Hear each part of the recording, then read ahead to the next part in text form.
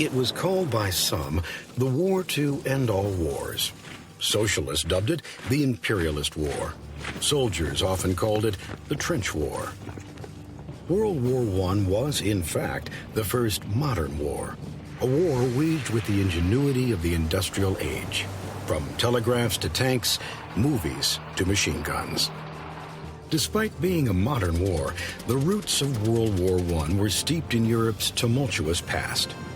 As far back as 1870, France and Germany were enemies.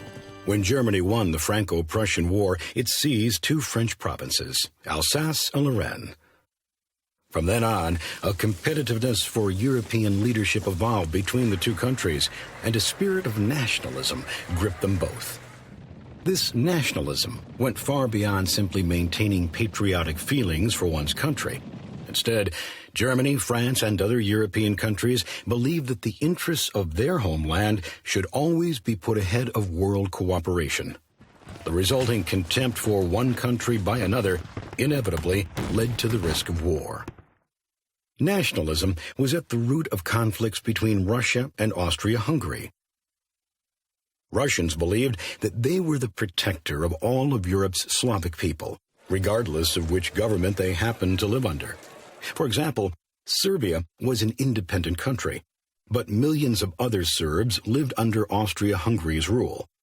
The result was an intense rivalry between Russia and Austria-Hungary for influence over Serbians in the country of Serbia. Poland had been divided among Germany, Austria-Hungary, and Russia, and wanted to reunite in their own Polish state with self-rule. The Czechoslovakians also wanted freedom and self-determination. Under Austria-Hungary's rule, they were not even allowed to use their own language. Consequently, by 1914, Europe was a hotbed of nationalism, and tensions ran high between the governments and their constituents. While the spirit of nationalism flourished across Europe, many countries were building their global empires. Great Britain and Germany were colonizing Africa and the Middle East in a frenzy of imperialism. France and Germany were now rivals at home and abroad as they clashed over control of Morocco. Russia turned its attention to Europe as she sought control over the Serbs. The contest for international trade, resources, and land soon resulted in a buildup of military strength. The British, Germans, French, Italians, Japanese, and Americans began an arms race, stockpiling weapons, recruiting armies, and launching battleships to protect their interests at home and abroad. As each country amassed countless weapons and beefed up their army and navies, they saw the wisdom of agreeing to military alliances, mutual treaties of assistance that would commit each nation to support one another should they be attacked. By 1914, there were two major defense alliances. The Triple Entente, later called the Allies, consisted of France, Great Britain, and Russia, although Russia had a separate treaty with Serbia. The other, the Triple Alliance, later called the Central Powers, included Germany, Austria-Hungary, the Ottoman Empire, and Italy. Italy would later join the Allies. For a little while, these military alliances served as a type of checks and balances system, with each nation reluctant to upset the balance of power. But despite these alliances, war soon erupted. A single event would soon tip the scale.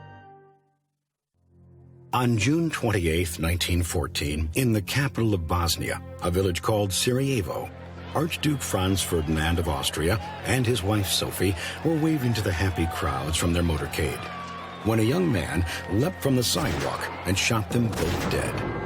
The assassin turned out to be a member of a secret society called the Black Hand, whose goal was to reunite all Serbs under one rule. The assassination was used by the Austria-Hungary government as an opportunity to make an example of Serbia and squelch any nationalist uprisings in the future. 1 month later, Austria-Hungary declared war against Serbia. If it weren't for the military alliances, it might have been a relatively small, localized conflict. Instead, one nation after another was pulled into the fight due to their treaties of support. In order to aid its Serbian allies, Russia mobilized its armed forces.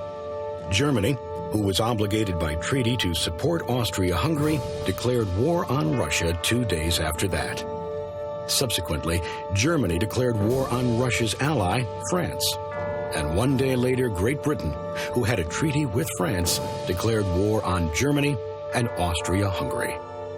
World War I had begun.